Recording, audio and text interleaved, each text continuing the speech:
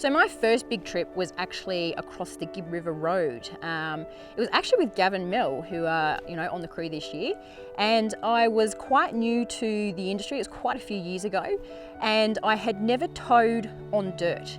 And I had a 17-foot hard-top caravan that was put behind a D-Max, and off we went. We went from Brisbane all the way across to Perth, or to Broome, sorry, and then down to Perth. Everyone else had a partner with them in the car. I was on my own. I had to pretty much work it out on my own. And look, the van was great. Everything towed relatively well. But being able to get to the other side, it was 17 days later that we got to the other side. We'd seen some beautiful things along the Gibb River Road, learned a lot about filming as well along the way.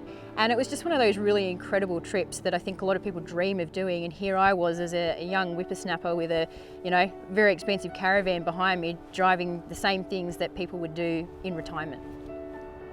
This trip has meant so much to me on a personal level, but even more so, it's been trying to encourage more women to get behind the wheel and do the stuff that we've done. So family-wise, my mum, she's always been there for me. She's the kind of person that I can talk to about absolutely anything. My sister, she's the calm one. She basically is the person that when I'm going completely ballistic, she can calm me down, and she's a little bit more level-headed than me. My brother, so much of my dad in everything that he does, and he's definitely a really good listener, something he probably learnt from having two sisters. My dad, he has unfortunately passed away, but he taught me to be kind, to be respectful, and the biggest thing was having no regrets. So he never had regrets. You only ever learn from your experiences in life, and that's something I'd like to continue on with everything that I do.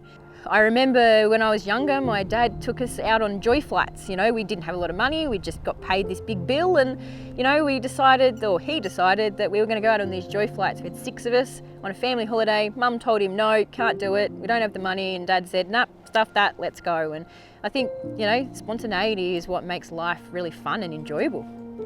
I miss him every day, and someone that I wish I could bring back. My granddad and my grandma are the most amazing and incredible people, and they're in their 90s. They still run a car trailer business, and I think the day that Pa can't do that or can't be down the shed is probably the day he'll probably no longer be here.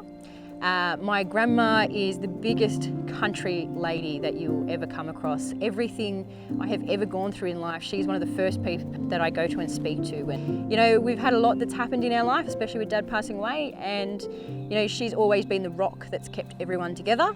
Pa and I, a little bit different. We have fallen apart a few times, but we've done it together. And I remember in high school when you come in and give the speech about someone that you looked up to and idolised, and everyone was talking about these superheroes and all sorts of things, and I got up and did a speech on my granddad.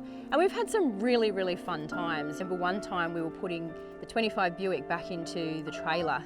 It hadn't gone. We weren't able to take it on the rally that day because it had had a few issues.